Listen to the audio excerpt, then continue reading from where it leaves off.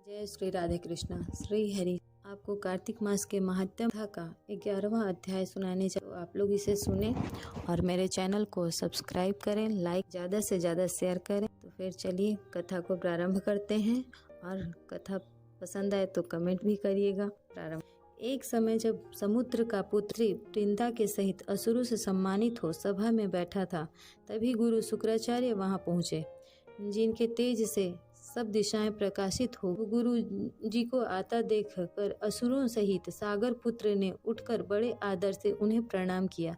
तेजस्वी गुरु जी ने सबको आशीर्वाद दिया, फिर उनको एक दिव्य आसन पर बैठाकर सब दैत्य भी यथा स्थान पर बैठ गए और सागर पुत्र ने नम्रता से यह प्रश्न किया, हे गुरु जी, राहु का सिर किसने काटा था? आप हमें बतलाएं। इस पर श्री शुक्राचार्य जी ने विरोचन पुत्र हिरण्यकशिपु और उसके धर्मात्मा पौत्र का परिचय देकर देवताओं और असुरों द्वारा समुद्र मंथन की संक्षेप में सब यह बतलाया कि जब समुद्र से अमृत निकला तो उसे देव रूप बनाकर राहु भी गया। इस पर इंद्र के पक्षपाती भगवान विष्णु ने राहु का सिर काट डाला। यह सुनने के साथ ही जलंधर के नेत्र लाल हो गए। उसने बड़ा क्रोध किया और फिर उसने अपने धस्मर नामक दूत को बुलाकर गुरु का कहा हुआ सब वृतांत सुनाया और आज्ञा दी कि तुम शीघ्र ही इंद्रपुरी में जाकर इंद्र को मेरी शरण में लाओ। धस्मर जलंधर का बड़ा निपुण दूत था। वह शीघ्र ही इंद्र की सुधर्मा नामक सभा में जा पहुंचा और उसने जलंधर के शब्दों में कहा, हे देवताधम, तुमने समुद्र को क्यों मथा और मेरे पिता के सब रत्नों को क्यों ले लिया? ऐसा करके तुमने अच्छा नहीं किया। यदि तू अपना भला चाहता है तो उन सब रत्नों सहित देवताओं के साथ मेरी शरण आ, अन्यथा हे सुराधम, मैं सत्य कहता हूँ कि तेरा राज्य ध्वंस कर दूंगा।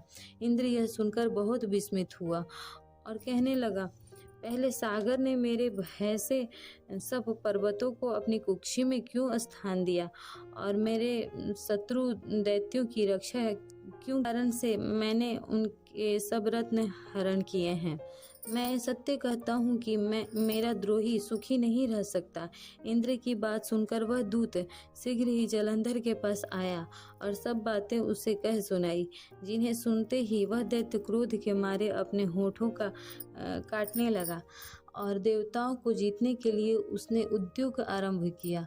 फिर तो सब दिशाओं तथा पाताल से करोड़ों दैत्य उसके पास पहुंच गए। शुंभ निशुंभ सेनापतियों के साथ लेकर जलंधर इंद्र से युद्ध करने लगा।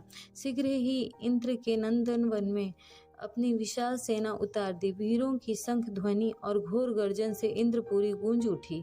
अमरावती छोड़ देवता उनसे युद्ध करने चले। भयानक मारकाट हुई। दोनों पक्षों के आचार्य अपने अपने मृतकों को जिलाने लगे।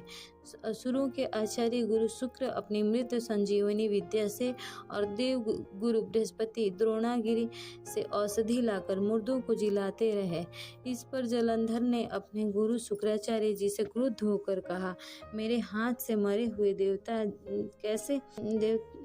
जी कैसे जाते हैं? जिलाने वाली औषधि आपके पास ही है, फिर यह कैसे संभव है? इस पर श्री शुक्राचार्य जी ने गुरुदेव श्री बृहस्पति जी द्वारा द्रोणागिरी पर्वत से औषधि लाकर देवताओं के जिलाने की बात कह दी। यह सुनकर जलंधर और भी क्रुद्ध हो गया। श्री शुक्राचार्य जी ने कहा, क्रुद्ध क्यों होते हो? यदि शक्ति है तो द्रोणागिरी पर्वत को उखाड़ कर समुद्र में फेंक दो, तब मेरे कथन की सत्यता प्रमाणित हो जाएगी। इस पर जलंधर क्रुद्ध कर शीघ्र ही द्रोणागिरी पर्वत के पास जा पहुंचा और अपनी भुजाओं द्वारा उसे जड़ से उखाड़कर समुद्र में फेंक दिया। वह भगवान शंकर का तेज था, उसमें जलंधर की कोई विचित्रता। पश्चात यह सागर पुत्र युद्ध भूमि में आकर बड़े वेग से देवताओं का संहार करने लगा। जब गुरु बृहस्पति औषधि लेने के लिए द्रोणगिरि पर्वत पर पहुंचे तो द्रोणगिरि पर्वत की जगह वहां उन्हें सूना मैदान मिला। तब वह भयभीत होकर देवताओं के पास आए और कहा कि युद्ध बंद करो, तुम लोग अब जलंधर को नहीं जीत सकोगे। पहले इंद्र ने जो भगवान शंकर का अपमान किया था, यह उसी का फल है। यह सुनकर देवता युद्ध की आशा त्याग अत्यंत ही व्याकुल हो इधर उधर भाग निकले। सिंधु सुत निर्भय होकर अमरावती में प्रविष्ट हो गया। इंद्र आदि सब देवताओं ने गुफाओं में शरण ली। बोलो प्रेम से भोलेनाथ भगवान की जय, विष्णु भगवान की।